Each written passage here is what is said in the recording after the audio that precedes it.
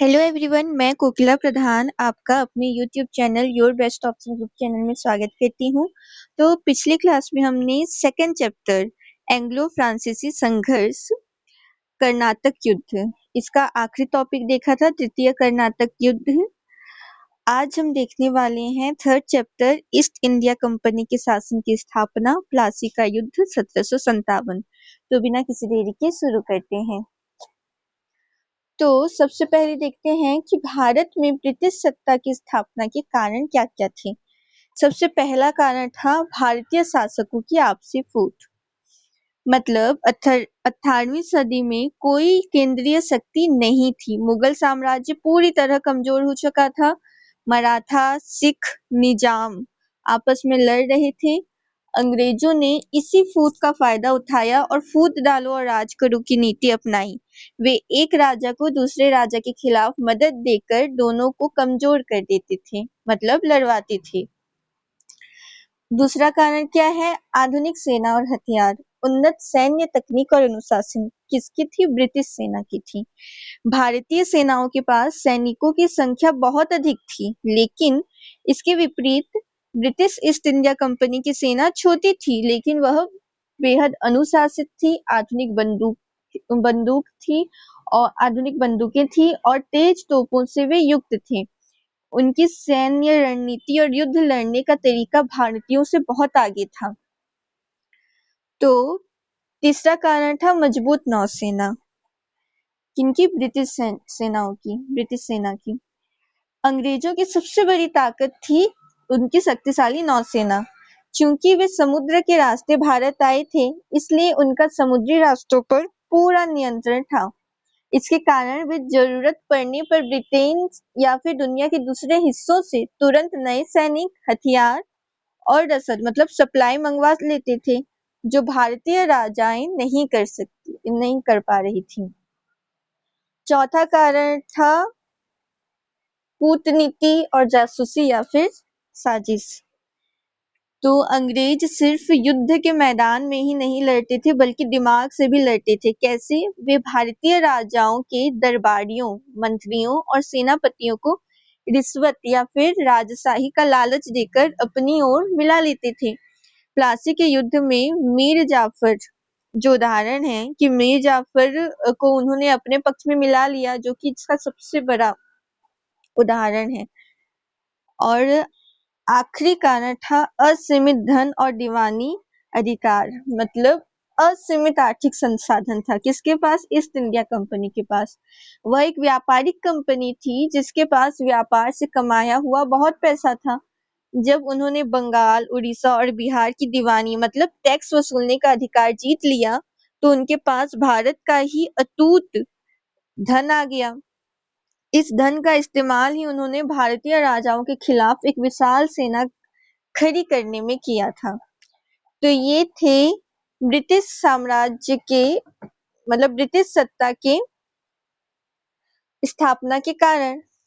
अब हम देखेंगे उस समय जब ये युद्ध होने वाला था, तब बंगाल की स्थिति क्या थी। 18वीं शताब्दी के मध्य मतलब 1750 के दशक में, मतलब लगभग उस समय में बंगाल की कैसी स्थिति थी।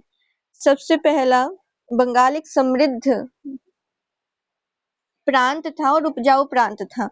18वीं सदी के मध्य में बंगाल, जिसमें आज का क्या-क्या आता है, पश्चिम बंगाल, बिहार, बांग्लादेश और उड़ीसा शामिल था, वह सबसे समृद्ध प्रांत हुआ करता था। क्योंकि यहाँ पर गंगा और भागीरथी नदियों के कारण यहाँ की जमीन बेहद उपजाऊ थी।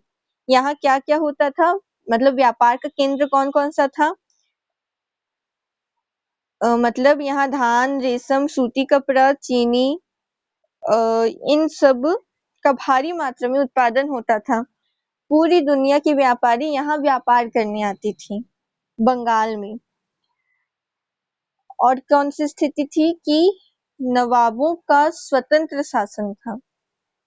ठीक है, मतलब वैसे तो बंगाल मुगलों के अधीन था, लेकिन 1707 में औरंगजेब की मृत्यु के बाद पहले मुर्शिद कुली खान ने बंगाल को व्यावहारिक रूप से स्वतंत्र कर दिया था। इसके बाद आया अली वर्दी खान। नवाब अली वर्दी का मजबूत शासन था। कब से कब तक था? 1740 से 1756 में उन्होंने शासन किया और अली वर्दी खान ने यूरोपीय व्यापारियों पर सख्त कार्रवाई की, मतलब उन्हें अपनी सीमा पर रखा। अलीवर्दी खान एक मजबूत शासक थे जिन्होंने अंग्रेजों और फ्रांसीसियों को अपनी सीमा में रखा और उन्हें किलेबंदी करने की अनुमति नहीं दी। तीसरी स्थिति ये थी कि सिराजुद्दौला का गद्दी पर बैठना और आंतरिक कहना, मतलब सिराजुद्दौला जैसे ही अलीवर्दी खान की मृत्यु होती है उसके बाद 23 वर्षीय उसका नाती सिराजुद्दौला बंगाल का नवाब बनता है, लेकिन उनके नवाब बनते ही दरबार में गृह युद्ध और साजिशों का माहौल बन जाता है। और साजिशें कौन कर रहा था? उसी का परिवार। सिराजुद्दौला की सगी मौसी घसीटी बेगम और उनका चचेरा भाई शौकत जंग खुद नवाब बनना चाहते थे। दरबार के बड़े अधिकारी भी उसमें शामिल थे और मीर जाफर जैसे सेनापति भी अंदर ही अंदर नवाब के खिलाफ थे। ठीक है। और अंग्रेजों द्वारा टैक्स की चोरी, मतलब दस्तक का दुरुपयोग करते थे। अंग्रेजों को मुगल बादशाह किसने दिया था ये अधिकार? फर्रुखसियार, उसके द्वारा दिया गया दस्तक, मतलब बिना टैक्स व्यापार करने का पास मिला था। कंपनी के अधिकारी इसका दुरुपयोग करके अपना निजी व्यापार भी बिना टैक्स दिए कर रहे थे, जिससे बंगाल के खजाने को भारी नुकसान हो रहा था। जब नवाब ने इसका कड़ा विरोध किया तो अंग्रेजों ने नवाब के दुश्मनों जैसे कृष्णदास उसको अपने यहाँ शरण देना शुरू कर दिया था। और आखिरी स्थिति ये थी कि व्यापारिक केंद्रों की अवैध किलेबंदी हो रही थी और साथ ही फ्रांसीसी और अंग्रेजों के बीच जो आपसी दुश्मनी था वो भी चल रहा था। यूरोप में अंग्रेजों और फ्रांसीसियों के बीच युद्ध चल रहा था। कौन सा? सप्तवर्षीय युद्ध चल रहा था जिसका असर बंगाल में भी दिख रहा था। दोनों कंपनियों ने नवाब की अनुमति के बिना कोलकाता में किसने खड़ा किया अपना व्यापारिक केंद्र, मतलब किलेबंदी किसने शुरुआत की थी? अंग्रेजों ने। और चंद्रनगर में फ्रांसीसियों ने अपने व्यापारिक केंद्र पर किलेबंदी शुरू कर दी थी और तोपें भी तैनात कर रहे थे। और ये साफ साफ बंगाल के नवाब को सीधा चुनौती माना जाता है। नवाब ने चेतावनी दी थी कि काम रोको, लेकिन फ्रांसीसियों ने रोक दिया था, लेकिन अंग्रेज नहीं रुकी थी। इसी कारण आगे होता है प्लासी का युद्ध। प्लासी के युद्ध का मुख्य कारण था कि 1756 और 1757 के बीच में बढ़ता हुआ राजनीतिक तनाव। किन किन के बीच में? एक नवाब और अंग्रेजों के बीच में राजनीतिक तनाव बढ़ रहा था, चल रहा तनाव, ये इसका सबसे मुख्य कारण है। क्योंकि सबसे पहला अंग्रेजों द्वारा अवैध किलेबंदी हो रही थी। नवाब की अनुमति के बिना जब सिराजुद्दौला बंगाल के नवाब बने तो उन्होंने देखा कि अंग्रेज और फ्रांसीसी दोनों अपने अपने व्यापारिक केंद्रों की किलेबंदी कर रहे थे। नवाब ने आदेश दिया जिस पर फ्रांसीसियों ने मान लिया और उन्होंने अपना काम रोक दिया, लेकिन अंग्रेजों ने नवाब का मान नहीं रखा। उन्हें चुनौती देते हुए कोलकाता के फोर्ट विलियम की किलेबंदी जारी रखी। इससे नवाब बेहद नाराज हुए और ये उनका सीधा अपमान था। ठीक है। दूसरा क्या था? दस्तक, मतलब शाही पास का दुरुपयोग और उसका आर्थिक नुकसान। मुगल बादशाह फर्रुखसियार ने ईस्ट इंडिया कंपनी को बंगाल में बिना टैक्स दिए व्यापार करने के लिए एक शाही पास दिया था, जिसे क्या कहा जाता है? दस्तक। कंपनी के अंग्रेज अधिकारी इस पास का इस्तेमाल अपने निजी व्यापार के लिए भी करने लगे और बंगाल सरकार को टैक्स देने से मना कर दिया। इससे बंगाल का शाही खजाना पूरी तरह खाली हो गया और बहुत नुकसान हुआ। बंगाल के राजस्व में भारी गिरावट भी आई थी। और क्या हुआ? किस कारण हो? मतलब ये हम पढ़ रहे हैं कि प्लासी के युद्ध के होने के क्या-क्या कारण हैं, जिनमें हमने 2 कारण पढ़ा। सबसे पहला, अंग्रेजों ने अवैध किलेबंदी की थी। दूसरा, दस्तक का दुरुपयोग हो रहा था, जिससे बंगाल में आर्थिक नुकसान बहुत भुगतना पड़ रहा था नवाब को। और अभी तो हम तीसरा देख रहे हैं, अपराधियों और गद्दारों को पनाह देना, मतलब शरण देना। कौन दे रहे थे? अंग्रेज दे रहे थे। नवाब के दुश्मनों को और अपराधियों को वे शरण दे रहे थे, अंग्रेज, क्योंकि वे सिराजुद्दौला को कमजोर करना चाहते थे। इसलिए उन्होंने क्या किया? उनके राजनीतिक दुश्मनों और कर चोरों को अपने यहाँ शरण देना शुरू किया था। उदाहरण के लिए, जब ढाका के गवर्नर के बेटे कौन थे? कृष्णदास ने बंगाल के शाही खजाने का भारी धन चुराया और भागा, तो अंग्रेजों ने उसे कोलकाता में शरण दी थी। नवाब के बार-बार मांगने पर भी अंग्रेजों ने उसे सौंपने से मना कर दिया था। और क्या है? कोलकाता पर हमला और ब्लैक होल त्रासदी। अच्छा,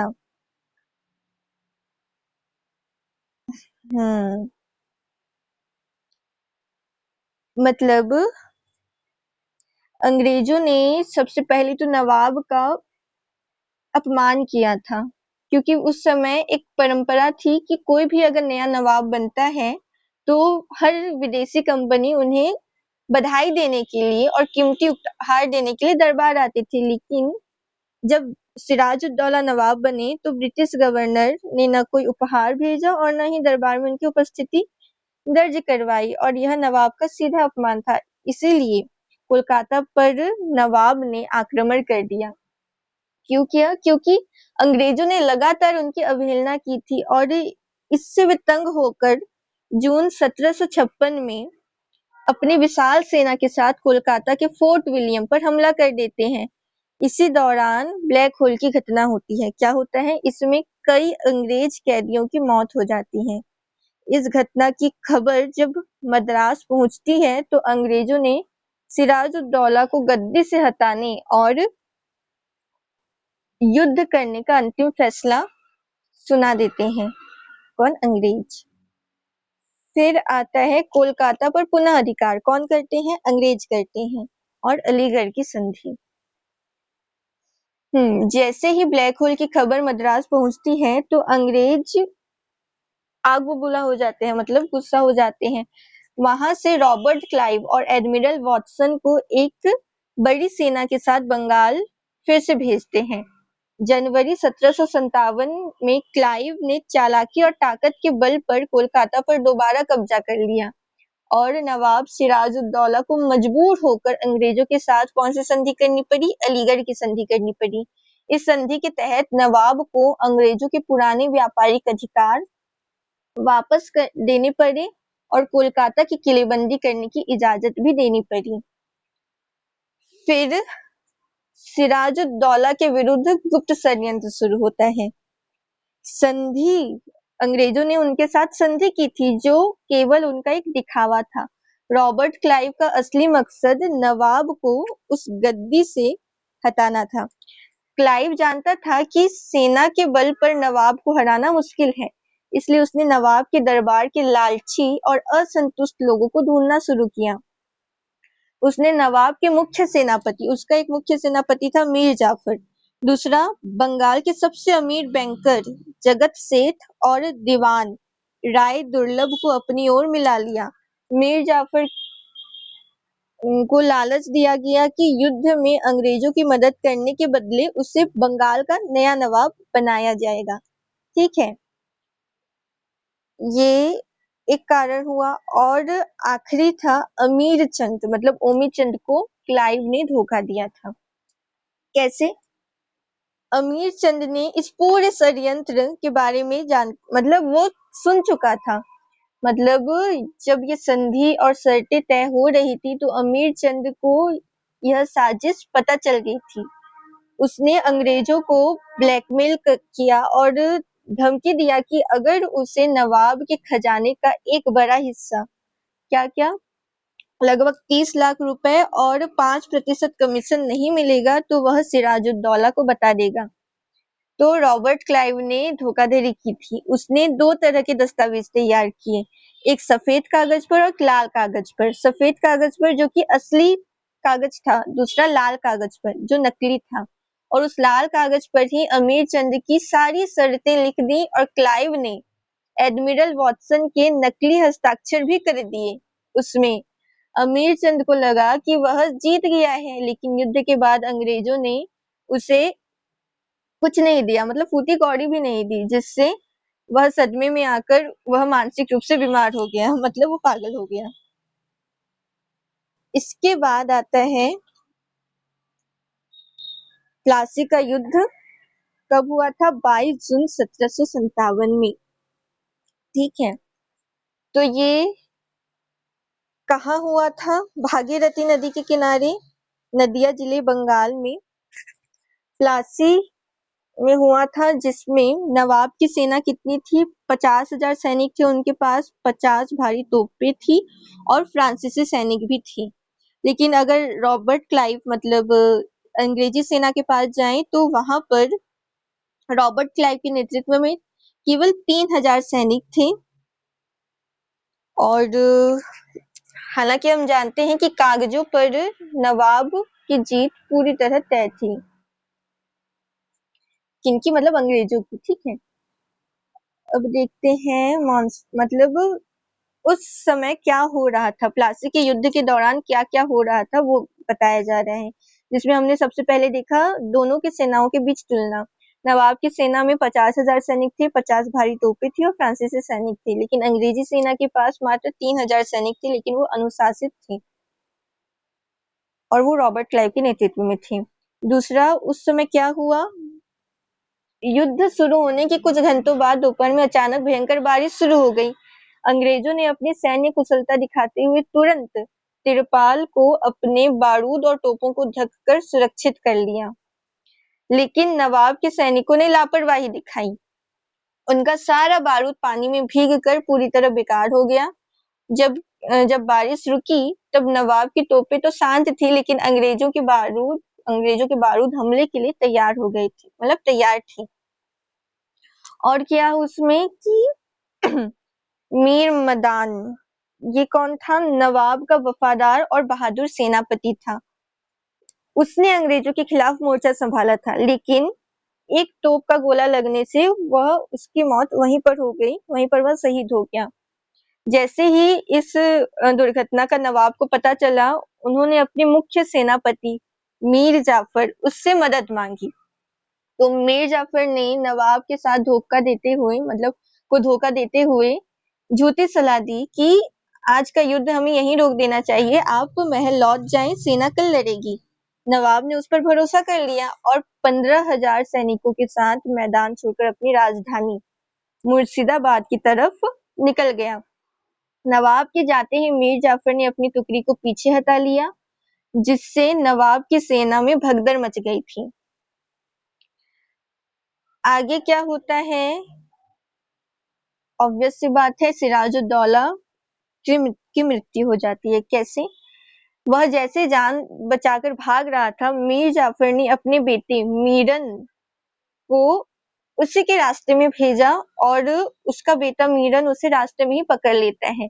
और मीरन ने आदेश दिया कि किसको आदेश दिया? मोहम्मद अली बेग नामक एक सैनिक को सिराजुद्दौला को मारने का आदेश दिया, जिससे सिराजुद्दौला की मृत्यु हो जाती है। और इसकी मौत के साथ ही प्लासी का युद्ध बिना किसी बड़ी लड़ाई के समाप्त हो जाता है। यह एक ऐसा युद्ध था जो लड़ा नहीं गया था, बल्कि पहले से ही बिक चुका था। ठीक है, तो इसका परिणाम क्या होता है? ऐतिहासिक परिणाम है, कठपुतली सरकार बनती है और में भारत की गुलामी की शुरुआत होती है। मतलब अंग्रेजों ने मीर जाफर को वादा किया था कि जैसे ही हम जीतेंगे, आपको इस जगह का नवाब बना देंगे, बंगाल का नवाब बना देंगे। तो वादे के मुताबिक अंग्रेजों ने मीर जाफर को बंगाल का नया नवाब तो बना दिया, लेकिन वह केवल एक कठपुतली था, जिसके जरिए ईस्ट इंडिया कंपनी ने बंगाल के शाही खजाने को लूटा। इस युद्ध के बाद अंग्रेजों को बंगाल, बिहार उड़ीसा में मुफ्त व्यापार और दीवानी मतलब टैक्स वसूलने का असीमित अधिकार मिल गया, जिसने भारत में अगले 200 वर्षों के ब्रिटिश साम्राज्य की वास्तविक नींव रख दी थी।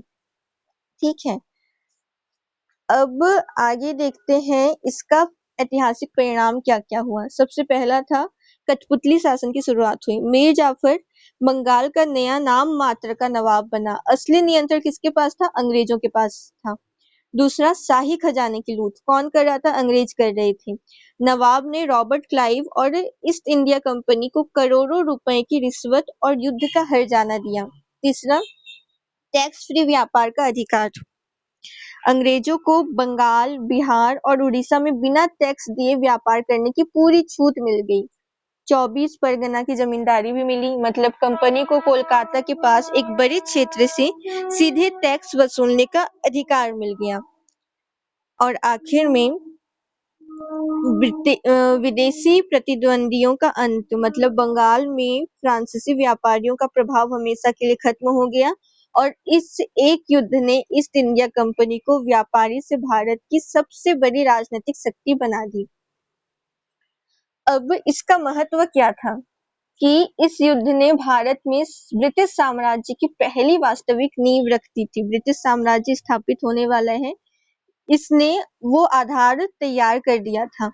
दूसरा, व्यापारी से शासन बन गए। कौन? ईस्ट इंडिया कंपनी, जो पहले केवल एक व्यापारिक संस्था थी, वह बाद में भारत की सबसे बड़ी राजनीतिक और सैन्य शक्ति बन गई। आर्थिक महाशक्ति, मतलब बंगाल के समृद्ध खजाने और टैक्स पर अधिकार मिलने से अंग्रेजों की आर्थिक ताकत असीमित हो गई थी। ब्रिटिश सेना का विस्तार होने लगा। बंगाल से लूटे गए धन का इस्तेमाल अंग्रेजों ने अपनी सेना को आधुनिक बनाने और पूरे भारत को जीतने में किया। और आखिरी, भारतीयों की कमजोरी उजागर हो गई थी। इस युद्ध ने दिखा दिया कि भारतीय शासकों के पास कितनी भी बड़ी सेना हो, वे आधुनिक रणनीति और भीतरी गद्दारी के आगे नहीं टिक सकती। तो आज हमने क्या-क्या देखा? प्लासी का युद्ध देखा। अब इस युद्ध के मुख्य कारण हमने देखे। सबसे पहले कि नवाब सिराजुद्दौला के मना करने के बावजूद अंग्रेजों द्वारा कोलकाता, मतलब फोर्ट विलियम की अवैध किलेबंदी करना, ये एक कारण। और दूसरा, दस्तक फ्री ट्रेड पास का दुरुपयोग करके टैक्स चोरी करना, ये कारण हुआ। युद्ध कब हुआ था? 23 जून 1757। कहाँ हुआ था? बंगाल के नदिया जिले में भागीरथी नदी के किनारे प्लासी के मैदान में हुआ था। धोखा किसने दिया था नवाब को? उसके मुख्य सेनापति मीर जाफर ने रॉबर्ट क्लाइव के साथ गुप्त संधि कर ली थी। युद्ध के बीच में मीर जाफर ने अपनी सेना रोक दी और नवाब को मैदान छोड़ने को कहा, जो कि एक धोखा था। और युद्ध का परिणाम क्या हुआ? नवाब सिराजुद्दौला की हत्या हो गई। गद्दार मीर जाफर को बंगाल का नया कठपुतली नवाब बना दिया गया और अंग्रेजों को बंगाल में मुफ्त व्यापार और टैक्स वसूलने का अधिकार मिल गया। इसका महत्व क्या है? इस युद्ध ने ईस्ट इंडिया कंपनी को व्यापारियों से भारत का शासक बना दिया और यही से भारत में 200 वर्षों के ब्रिटिश राज की नींव पड़ी। तो आज हमने ये देखा। अगला टॉपिक होगा बक्सर का युद्ध। और आज के लिए बस इतना ही। अगर वीडियो पसंद आई हो तो लाइक, शेयर और सब्सक्राइब जरूर करना। धन्यवाद।